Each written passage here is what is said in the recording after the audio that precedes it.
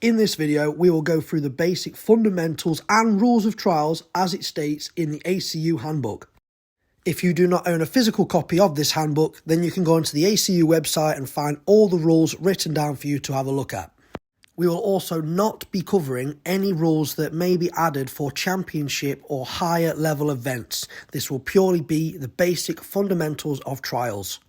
Finally, the contents page with the timestamps on are there to help you skip to the certain part of the video you would like to listen to and also look at that certain rule.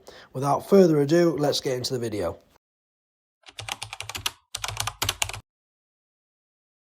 Trials riding.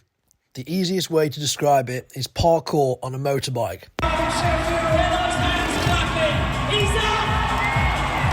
It may look like a dangerous and expensive hobby, but there's more to it than that.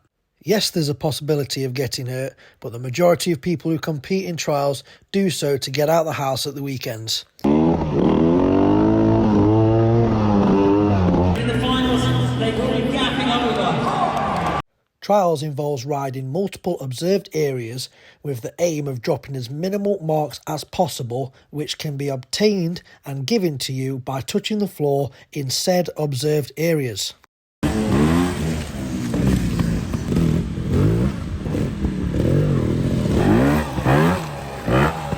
The bikes may look fancy, but it's possibly the cheapest form of motorsport going, from running the bike to the cost of riding. The bikes are built for endurance and to take a beating, and by the time you've ran the bike to its limit, it'll be 20 years older and on its 5th or 6th owner. To sum it up, trials is about balance, skill, agility and control.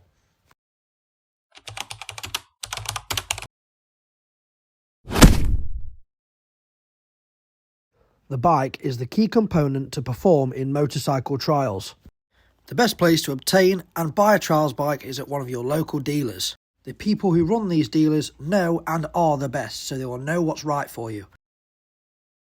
However, before you start riding, there are some key components and rules that your bike must adhere to in order to be able to ride motorcycle trials.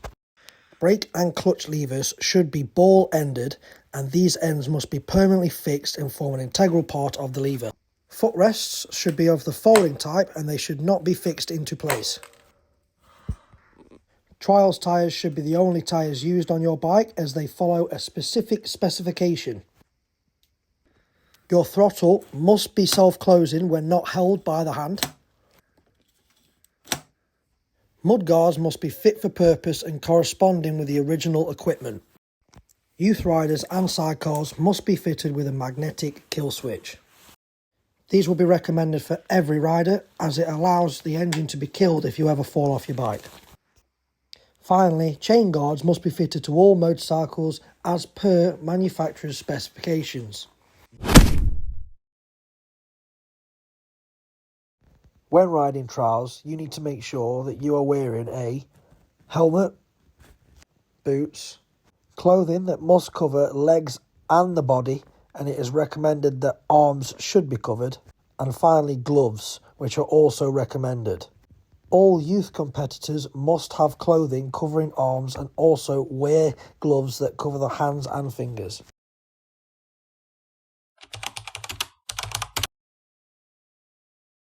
Observers are one of the most important parts of competing in trials riding. Observers are there to judge a competitor's performance through an observed section. These people stand out in all weather conditions just so you guys are able to ride in a trial. So I urge all riders to show the observers as much respect as possible when they are competing. In the ACU handbook, it states there are 3 routes for riders to follow. Route 1, blue on your left, red on your right. This is the main principal route. Route 2, yellow flags both sides. And Route 3, white flags both sides. The order of these colours are the order of importance you will ride them in when competing in a trial. When your colours are not present, you will follow the route above it. In front of us is a section. I will now walk this section on all 3 routes and show examples of how it will be walked and ridden. First up, we'll be following the white route, which will be the beginner route. First off, like every route, we'll be entering the section through the red and blue start gate. Now if you notice, there is a red and blue gate here, but there is a white gate here. Because your white gate is present, that is the route you'll be following.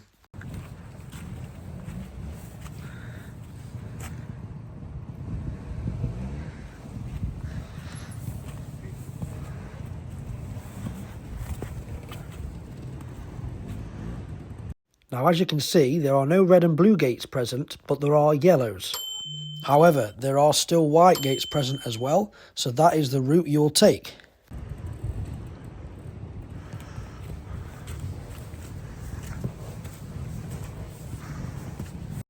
Finally, we get to a situation where there are no white flags present. Because there are also no red and blue flags, you will follow the route above, which in this case is the yellow route. If there was red and blue gates present, you would still follow the yellow flags. This is because the route above the whites is still present, which means you have to follow it.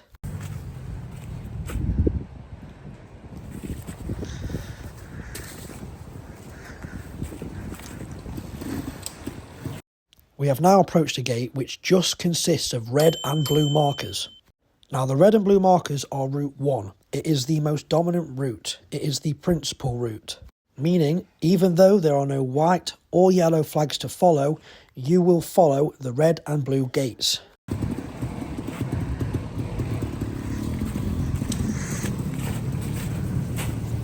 Following this, your white gate appears once again. This means you will follow the white gate instead of the red and blue gate.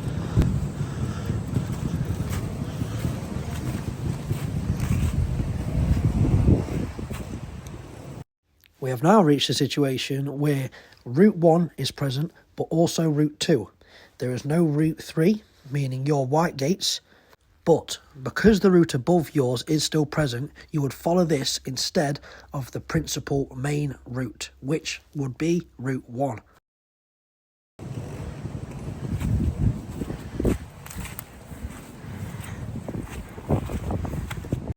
Finally, before the ends gate, we come to a situation exactly like the start of the section. We have route 1, red and blue, to our right, and we have the white route, route 3, to the left. Because your gates are present, this is the route you would follow.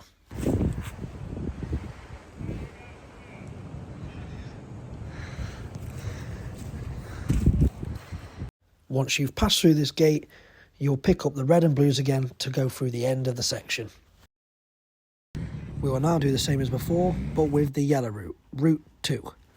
So first of all, we have one red and blue gate and one white gate. The rule is you never follow the route below, so the yellow route will follow the red and blue in this situation.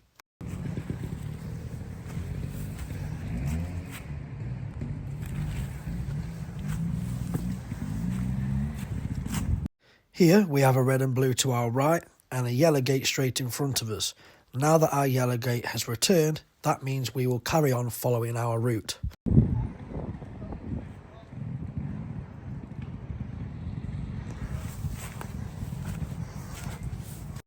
The white flags have now returned, but like I said before, you never ride the route below.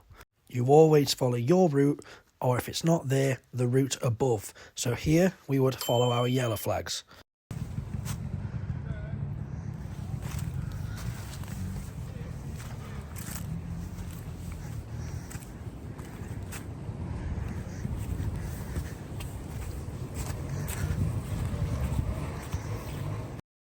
Here we have reached just a set of red and blue flags, which means all routes below will follow these gates. In our situation, this would mean the yellow and white flags will go through these two gates.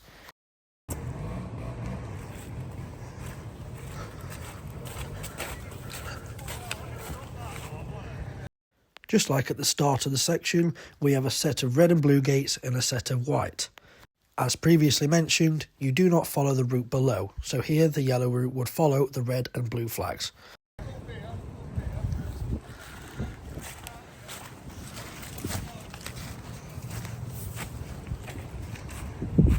Like I've said previously, here the yellow flags are present, so that is the route you would follow. Carrying on from this, we again have a set of red and blue and a set of white. The yellow would follow the red and blue to the ends as you do not drop down a route. Finally, we have Route 1, the red and blue flags. Route 1 is the primary route and also the hardest. However, that means it's the easiest to follow because they will not follow any other flags other than their own. So to start off with, we follow just like the yellow route does, but the whole way through the section, it's pretty simple. You look for your red and blue flags, and that's where you go. One thing I must add is that your club may have their colours corresponding with a different class. Personally, I think the ACU handbook needs to make the classes all the same through all centres and have them all correspond with the same colours, but at the moment they're not, so just double check when you start your trial what colour your class will be riding. Other routes can be marked out and the colour chosen by the organiser. These will most likely be explained to you by the organiser, as these ones I have just previously shown you are the main three fundamental routes. But an example of another route will be a green route. Some clubs I know, the club I help run included, runs a green route, which is between the yellows and the red and blue. But all the rules will apply, it's just the order of dominance would change.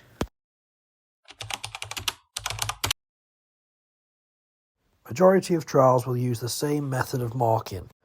These include a clean, 1, 2, 3, 5, and also a 10, but we'll get into that later.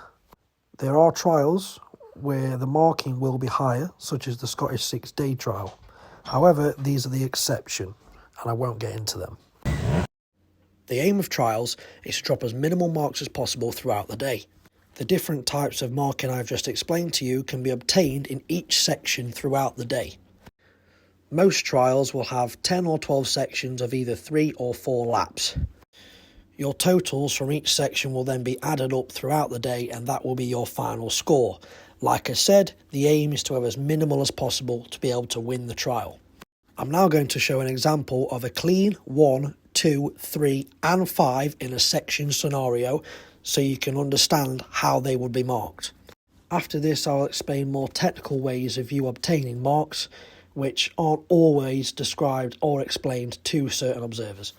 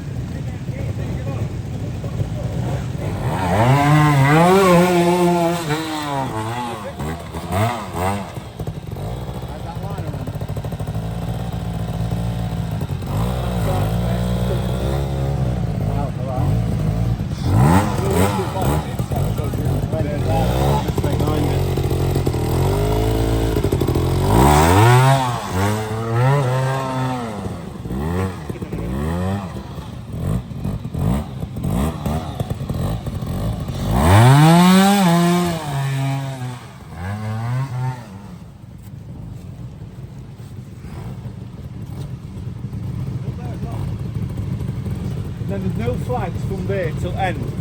No I say if you go out to side, it's a 5. Everybody up and alright. As you can see, the rider has now dabbed more than 3 times. However, after the first initial 3 dabs, a rider can dab as many times as they want as long as they get it out the section, or if it's under no stop rules, they keep the bike moving whilst dabbing. That's got hard. Not this has got a bit easier, has it?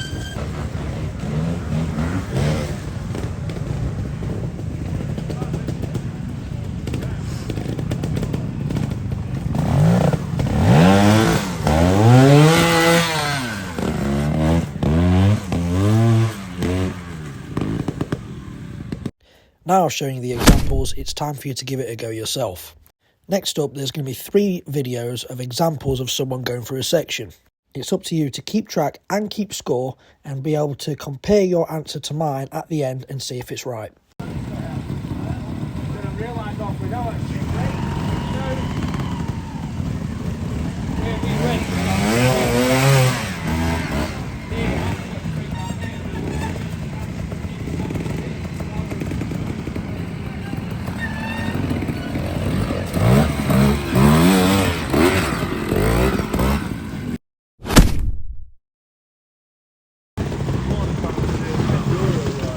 Yeah.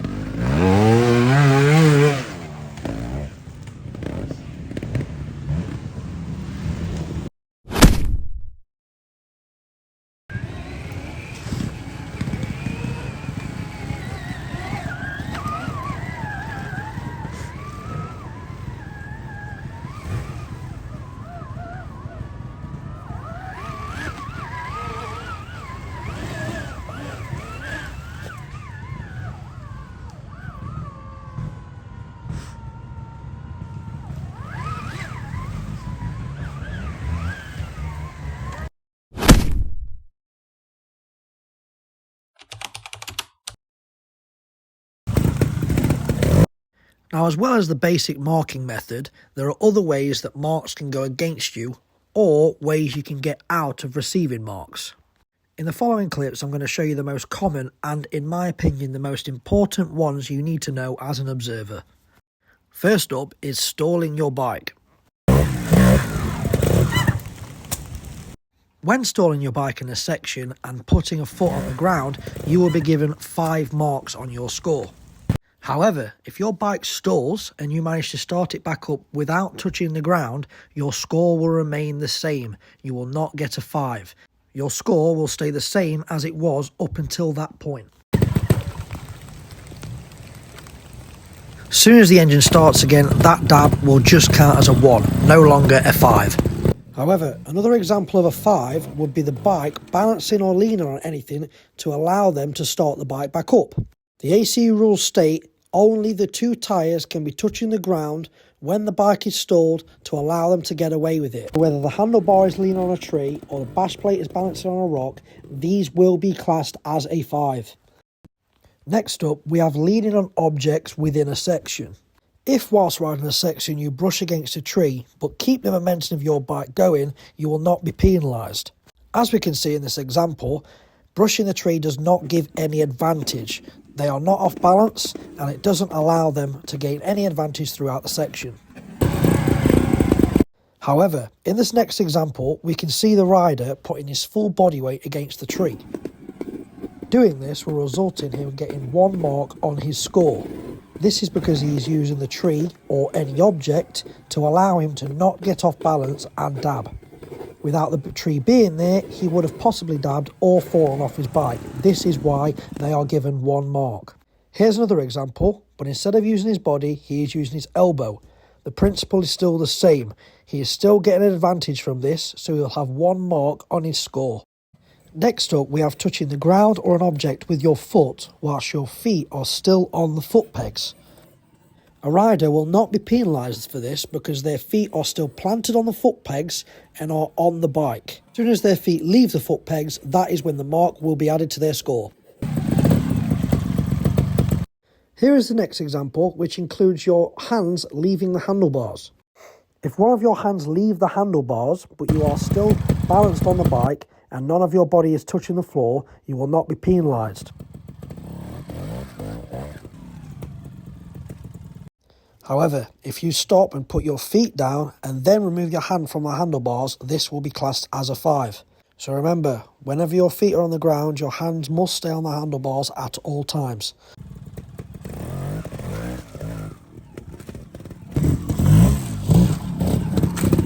Next up, we have what classes as entering and exiting a section on a trials bike.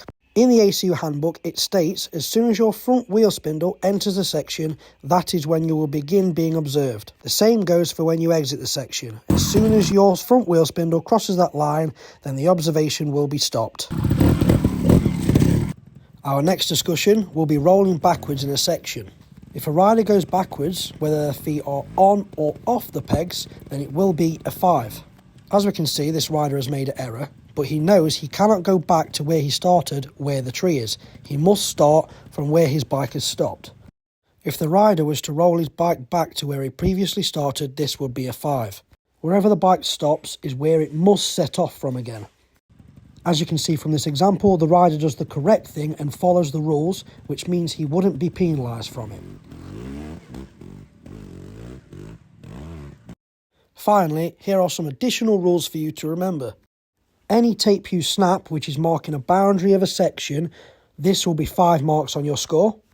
If you displace any markers, whether it's your own or any other class, this will be a 5. Missing any gates in the section and going the wrong way will be a 5. This is because you cannot come back on yourself or go in the opposite direction of the section. This would also be a 5. Entering a section when not called upon by the observer will be 5. Not entering a section when called upon will be a 10. Also, missing a section or not attempting a lap can also be a 10. If your bike crosses its path with either wheel, that is a 5. Any outside assistance from another rider or minder will be a 5. If a rider fails the section but carries on to ride the rest of it, the observer has every right to give them another 5 on top of the failure they've just got. And finally, the rider can request a 5 instead of attempting the section.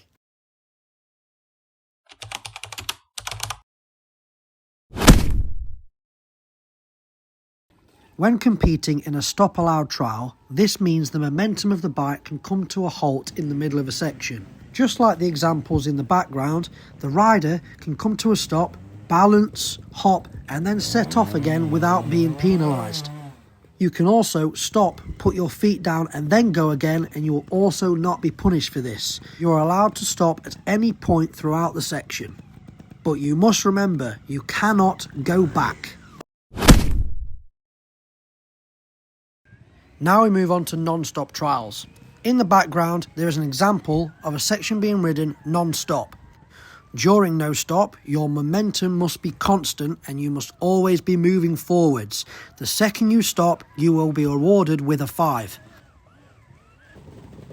The correct way of observing this and the best way to make it fair across all riders is as soon as you see the front wheel's momentum stop, you give that rider a 5. Most high-level competitions, though, are switching over to stop allowed, and most club events are as well, and soon to be all of them, because it is easier for an observer to observe. A baulk is when a rider's attempt at a section has been obstructed by a rider or somebody else. If this happens, a rider then can claim a baulk. The observer may then, at his own discretion, allow the rider a rerun at the section. For example, if the rider here on the right was a little further forward and blocking the intended path of the rider, that rider could claim a baulk. However, the baulk will start from this point. Any marks you dropped before this will still stand. So if you got to this point with a 1, you will still have that 1 if you clean the rest of the section after this baulk. You do not get a complete rerun. However, you can start the baulk from the beginning of the section if you wish to do so.